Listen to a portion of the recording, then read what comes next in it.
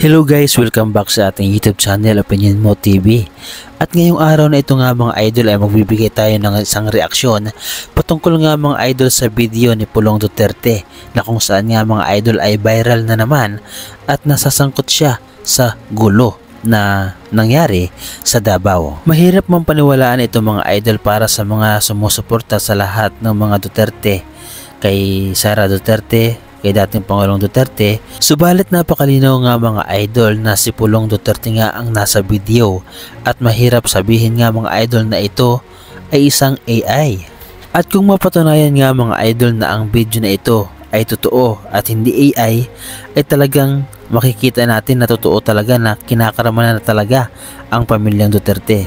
Dahil sino ba mga idol ang nagpapakalat ng mga fake na video na ginagawa nila ng kwento nga mga idol ang ating Pangulo na si PBBM. Malinaw mga idol na ang lahat ng ginagawa nila laban sa ating Pangulo ay bumabalik sa kanilang lahat. Kaya naman masasabi natin nga mga idol na totoo talaga ang karma.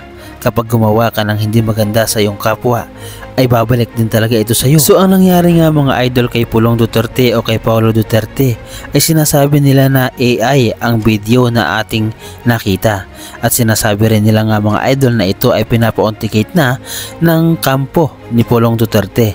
Samantala nga mga idol, itong ating pinakamamahal na Vice Presidente na si Inday Sara Duterte ay wala nang ibang nakita nga mga idol kundi pamumulitika na laging binabato sa ating Pangulo na si Bongbong Marcos, na kahit kitang-kita na nga mga idol ang ebidensya, na kahit kitang-kita na ang kanyang kapatid na si Pulong Duterte ang nasa video, ay pilit pa rin nila itong itinatanggi at pamumulitika ang laging sinisigaw na kagagawan di umano nga mga idol ng administrasyong Marcos. Subalit kapag sila nga mga idol ang nagpapakalat ng mga fake video, mga fake news, ay pilit nila itong sinasabi na totoo para lamang tuluyang masira nga mga idol ang imahe ng ating Pangulong si Bongbong Marcos. Subalit bakit kapag sila naman nga mga idol ang mga nasangkot, ay bakit tila ipinipilit nila na hindi totoo ang video? At kahit pa nga ito nga mga idol ay napanood na ni Vice Presidente na si Inday Sara Duterte, ay tila ito ay patay mali siya at pilit nga mga idol na sinasabi na pamumulitika lamang di umano ang ginagawa ng administrasyong Marcos at pinipilit na sirain ang kanyang pamilya.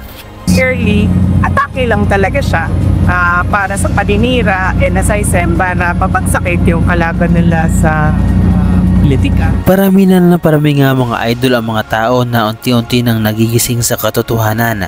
Katotohanan na nagsasabi nga mga idol na ang pamilyang Duterte ay hindi nagsasabi ng katotohanan. Dahil nga mga idol, ito ay palagi na lamang sinisisi ang gobyerno kapag sila ay makikitaan ng hindi kaaya-aya at walang katapusan nga mga idol na pamumulitika ang palaging sinisigaw ni Inday Sara Duterte. Samantala nga mga idol, itong si Sara Duterte ay nagsalita na mas maganda daw na maagang napanood o nakita ang video na kung saan nga mga idol ay makapagdesisyon daw ang mga tao sa Davao kung sino ba talaga ang iboboto nila na politiko. So, maganda nang lumabas siya ngayon para nakakamag-desisyon na ang mga butante sino ba talaga ang pininingi na kanila. At dahil nga mga idol sa mga nangyari sa Davao na kung saan nga mga idol ay may nasangkot ng mga pulis na nagsisilbing mga bodyguard ni Pulong Duterte, ay ayun at nadamay pa nga mga idol at naalisan ng trabaho na kung saan nga mga idol ay sinibak sa pwesto. At ayon nga mga idol sa kataas-taasan ng kapulisan, nararapat lamang nga mga idol na sibakin sa pwesto ang mga nasasangkot sa mga ganitong klaseng pangyayari. Tama po kayo, no? Meron po kaming nakita sa video na 4 po, 2 pulis at 2 armed forces. Dun sa 2 pulis, they are not authorized. They're moonlighting. Sinurrender po nila yung firearms sila kasi pati ID sila, but they went on a wall.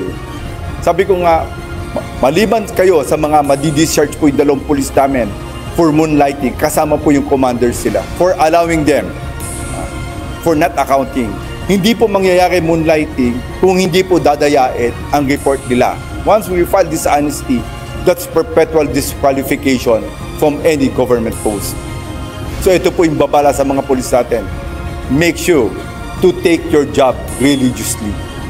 At dahil nga mga idol sa viral video na ito ay unti-unti nang natatauhan ang sambayan ng Pilipino na kung saan nga mga idol ay napapaisip sila na ganitong klaseng tao pala ang pamilyang Duterte. Subalit kahit ilang paulit-ulit nating tanungin nga mga idol si Vice Presidente na si Inday Sara Duterte ay paulit-ulit din nga mga idol ang kanyang sagot na pamumulitika at pag-aatake lamang ang ginagawa ng gobyernong Marcos sa kanya at sa kanyang pamilya. It's really a political attack. Lahat naman ng atake nila sa amin can be taken care of by lawyers. Yung kay PRD sa ICC, merong mga abogado doon. Impeachment ko at mga ibang cases ko na iniimbestigahan nila, merong mga abogado doon. Yung kay Kong Kulong, dahil it's a complaint, meron din abogado na mag-handle doon. So, yun. Clearly, atake lang talaga siya para sa paninira and as I said, para mapagsakin yung kalaban nila sa politika. But still, if we look at the bright side of things, buti na yung lumabas siya ngayon para yung mga tao informed decision yung pagpili nila ng kandidato. At ayon pa nga mga idol kay Inday Sara Duterte ay kung mayroon siyang mensahe o sasabihin sa ating Pangulo na kay Bongbong Marcos ay ito ang kanyang masasabi. Mas maganda ang gobyernong pamamalakad noon ng kanyang ama na si Digong kaysa sa gobyerno ngayon.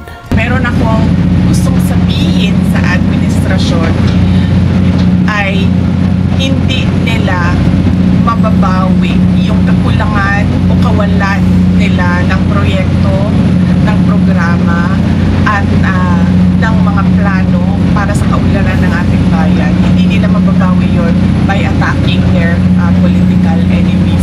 Kasi nararamdaman ng mga tao yung gutom, yung kahirapan at lahat na problema ng bayan. Hindi naman gusto ng mga tao na atakihin nila yung kalaban nila sa politika. Ang gusto makita ng mga tao ay development projects at kapayapaan at kaunlaran. So kahit anong atake nila sa amin, hindi pa rin babango yung administrasyon at hindi pa rin makikita yung sinasabi nilang bagong Pilipinas kasi hindi siya nararamdaman at makikita ng tao tayo. Pero iba kasi yung situation noong 2016 at iba yung sitwasyon ngayon. Mas matindi yung laban ngayon. Kasi mas demonyo yung administration ngayon as compared to sa administration. Sa inyong mga narinig mga idol ay tila babaliktad ang sinasabi ni Vice Presidente na si Inday Sara Duterte at ang lahat ng mga sinabi niya ay patungkol sa kanyang pamilya. Sino ba mga idol ang magaling manira? Eh di ba ang pamilya niya at lalo tigit siya mismo ang naninira? Sino ba ang ayaw ng progreso? Di ba? Ginagawa lahat ng ating Pangulo na mapamura ang bigas, mapamura ang mga bilihin, mapaganda ang ating bansa. Subalit ano ang ginagawa niya? Kinukontra niya ang lahat ng ito. Tapos sasabihin niya na hindi maganda ang pamamalakad ng gobyerno.